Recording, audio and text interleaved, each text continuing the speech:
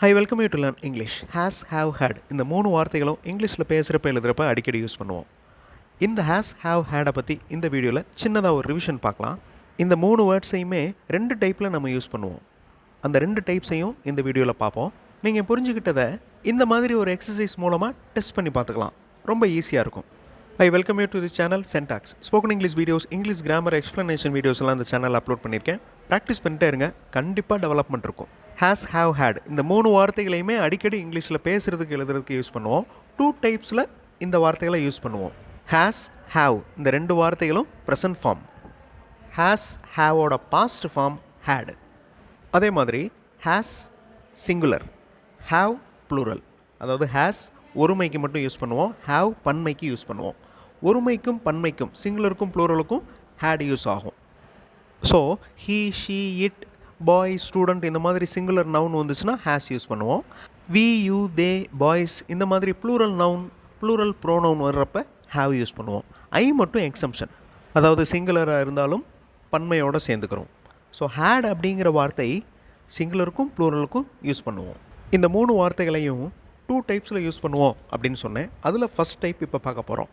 First type வைத்திருத்தல், கொண்டிருத்தல் அப்படிங்கிற அர்த்தத்தை கொடுக்குது. அவர் ஒரு கார் வச்சுருக்கிறாரு, அவர்கள் புத்தகங்களை வைத்துள்ளனர். அப்போ ஹேவ் யூஸ் பண்ணுவோம். அவர்கள் அப்படின்னு வந்திருக்கிறதுனால நாம் விடைகளை கொண்டுள்ளோம். வி வந்திருக்கிறதுனால ஹேவ் யூஸ் பண்ணுவோம். ஹீ ஹேஸ் அ புக், அவர் ஒரு புத்தகம் வைத்திருக்கிறார். ஷீ ஹேஸ் அ பேக், அவள் ஒரு பை வைத்திருக்கிறாள். தே பன்மை, அதாவது ப்ளூரல் வந்த உடனே ஹேவ் வந்துடுது. தே ஹேவ் அ கார், அவர்கள் ஒரு கார் வைத்திருக்கின்றனர். We have a solution. இந்த மாதிரி இந்த மூணு வார்த்தைகளின் ஃபஸ்ட் டைப் வைத்திருத்தல், கொண்டிருத்தல் அப்படிங்கிற மீனிங்கை கொடுக்குது. ஐ மட்டும் எக்ஸம்ஷன். ஐ சிங்குலராக இருந்தாலும் ஒருமையாக இருந்தாலும் ஹாவ் தான் யூஸ் பண்ணுவோம். ஐ ஹாவ் அன் ஐடியா, என்னிடம் ஒரு யோசனை இருக்கிறது, நான் ஒரு யோசனை வைத்திருக்கிறேன். He has a question paper, அவர் ஒரு கொஸ்டின் பேப்பர் வைத்திருக்கிறார். They had answer sheets yesterday, அவர்கள் ஆன்சர் ஷீட்ஸ் வைத்திருந்தனர். Past tense. I had both last week. So வைத்திருக்கிறார், கொண்டிருக்கிறோம் அப்படிங்கிற மீனிங் கொடுக்குது இந்த ஹேஸ், ஹேவ். என்னிடம் சாவி இருந்தது, I had a key. Okay, நீங்கள் பேப்பர் வைத்திருந்தீர்கள், யூ ஹேட் பேப்பர்.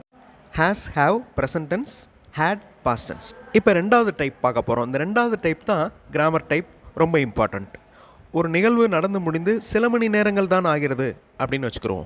ஒரு ஆக்ஷன் இல்லை ஒரு வேலை இப்போ தான் நடந்து முடிஞ்சிருக்கு அப்படின்னா அப்போ ப்ரெசன்ட் பர்ஃபெக்ட் டென்ஸ் யூஸ் பண்ணணும். அதாவது நிகழ்காலத்தில் நம்ம பார்த்துக்கிட்டு இருக்கோம், ஒரு வேலை எப்போவோ ஆரம்பித்த ஒரு வேலை இப்போ நடந்து முடியுது அப்படின்னா அந்த மாதிரி முடிகிற வேலையை ப்ரெசன்ட் பர்ஃபெக்ட் டென்ஸில் சொல்லணும். இந்த ப்ரெசன்ட் பர்ஃபெக்ட் டென்ஸ் யூஸ் பண்ணுறப்ப ஹேஸ், ஹேவ் யூஸ் பண்ணுவோம். ஏன்னா இந்த ப்ரெசன்ட் பர்ஃபெக்ட் டென்ஸோடைய ஸ்ட்ரக்சரே ஹேஸ் யூஸ் பண்ணியிருக்கணும், இல்லைனா ஹேவ் யூஸ் பண்ணியிருக்கணும். ஒரு வேர்ப் படிக்கிறப்ப past form, past participle form ரெண்டுமே தெரிஞ்சுக்கிறணும் அப்படின்னு நான் நிறைய வீடியோஸில் சொல்லியிருக்கேன். அதாவது பிரிங் அப்படிங்கிறது present form, past tense brought, past participle brought. அதே மாதிரி டேக், டுக், டேக்கன். இந்த பாஸ்ட் பார்ட்டிசிபிளை நல்லா நோட் பண்ணுங்கள். இந்த பாஸ்ட் பார்ட்டிசிபிள் வார்த்தைகள் தான் ஹேஸை ஃபாலோ பண்ணி வரும், ஹேவை ஃபாலோ பண்ணி வரும், ஹேடை ஃபாலோ பண்ணி வரும். ஸோ ஃபர்ஸ்ட் டைப் வைத்திருத்தல், கொண்டிருத்தல் அப்படிங்கிற மீனிங் கொடுக்குது ஹேஸ், ஹேவ், ஹேட். ரெண்டாவது டைப்பில் கிராமர் மீனிங், அதாவது ப்ரெசன்ட் பர்ஃபெக்ட் டென்ஸில் ஹேஸ், ஹேவ் யூஸ் பண்ணுறோம், பாஸ்ட் பர்ஃபெக்ட் டென்ஸில் ஹேட் யூஸ் பண்ணுறோம். ப்ரெசன்ட் பர்ஃபெக்ட் டென்ஸில் ஒரு சென்டென்ஸ் எழுதுகிறப்ப ஹேஸ் இல்லைனா ஹேவ் கண்டிப்பாக யூஸ் பண்ணணும். சிங்குலர் வந்துச்சுன்னா ஹேஸ், ப்ளூரல் வந்துச்சுன்னா ஹேவ். ஹி ஹேஸ் டேக்கன், அவர் எடுத்து விட்டார். வி ஹேவ் ரிட்டன், நாங்கள் எழுதி விட்டோம். கடந்த காலத்தில் எழுத ஆரம்பித்தோம், இப்போ எழுதி முடிச்சிட்டோம். ஸோ இப்போ தான் நடந்து முடிஞ்சிருக்கு அந்த செயல். அப்போ அதை ப்ரெசன்ட் பர்ஃபெக்ட் டென்ஸில் சொல்லியிருக்கோம். We have written. He has taken அப்படின்னா அவர் எடுத்து விட்டார். டுக் அப்படின்னா என்னது? Past form. ஓகே, இந்த சென்டென்ஸ் வந்து பாஸ்ட் டென்ஸ். ஹீ டுக் அப்படிங்கிறது past tense, simple past tense. மேலே இருக்கிற வாக்கியம் இப்போ தான் நடந்து முடிஞ்சிருக்கு, அவர் எடுத்துட்டாரு. ஹீ டுக் அப்படிங்கிற கீழே இருக்கிற வாக்கியம் எப்போவோ நடந்து முடிஞ்சிருக்கலாம். அதாவது போன வாரம், நேற்று, போன வருடம் கூட நடந்து முடிஞ்சிருக்கலாம். Look at these model sentences. They have arranged a meeting, அவங்க ஒரு மீட்டிங் அரேஞ்ச் பண்ணிட்டாங்க. She has verified the certificates. I have met my friend. இந்த ஐ வந்த உடனே ஹேவ் வந்திருக்கு பாருங்கள். ஐ சிங்குலராக இருந்தாலும் ஹேவ் யூஸ் பண்ணியிருக்கோம், சிங்குலருக்கு ஹேஸ் தான் யூஸ் பண்ணுவோம். பட் இங்கே ஐக்கு ஹேவ் யூஸ் பண்ணியிருக்கோம். We have joined in a group. Boys have jumped. A student has written. A student ஒரு மாணவன், அதனால் ஹேஸ் வந்திருக்கு. ஓகே, இப்போ ஹேஸ், ஹேவ் பார்த்தாச்சு. ஹேட் எங்கே வரும்? அதாவது ஒன்றுக்கு மேற்பட்ட கடந்த கால நிகழ்வுகளை சொல்கிறப்ப. தே ரீச்டு த ஸ்டேஷன், அவங்க ரீச் பண்ணிட்டாங்க. But the train had already left. ஆனால் ட்ரெயின் ஆல்ரெடி போயிடுச்சு. ஓகே, இது ஒரு ஃபேமஸான எக்ஸாம்பிள் இந்த பாஸ்ட் பர்ஃபெக்ட்னு சொல்கிறப்ப. ஓகே, அதாவது ஸ்டேஷன் ரீச் பண்ணிட்டாங்க, அது ஒரு செயல். ட்ரெயின் ஆல்ரெடி போயிடுச்சு. அப்போ முதல்ல நடந்த செயல் எது?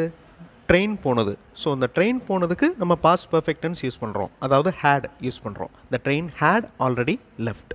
தே reached the station, simple past tense. She had cooked before they arrived.